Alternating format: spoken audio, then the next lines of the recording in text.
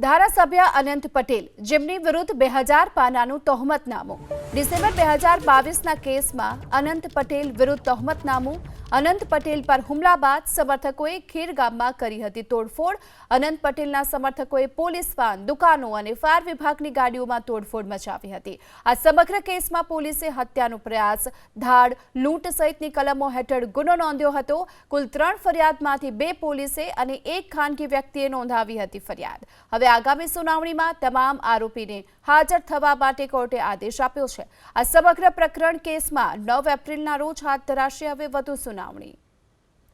તો કુલ 3 ફરિયાદમાંથી 2 પોલીસે અને 1 ખાનગી વ્યક્તિએ પોલીસ ફરિયાદ નોંધાવી હતી વધુ વિગતો મેળવીએ સંવાદદાતા સિદ્ધેશ જોશી આપણી સાથે જોડાયા છે સિદ્ધેશ શું વિગતો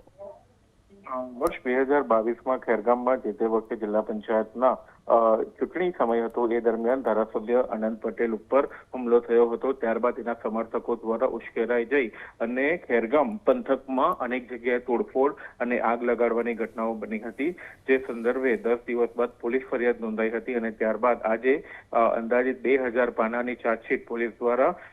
જે છે કોર્ટમાં રજૂ કરવામાં આવી છે સમગ્ર મામલાને લઈને આગામી 9 તારીખે વધુ સુનાવણી થવાની છે સરકાર તરફે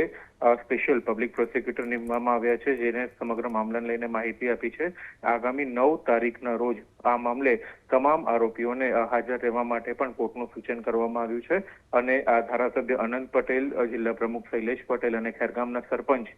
ઝંખના પટેલ આ તમામ અને અન્ય 23 લોકો જે છે તમામ લોકોના નામ જેમાં નોંધવામાં આવ્યા છે સમગ્ર મામલાને લઈને આગામી 9 તારીખે આ મામલે વધુ સુનાવણી થશે જી આભાર આપનો આ માહિતી માટે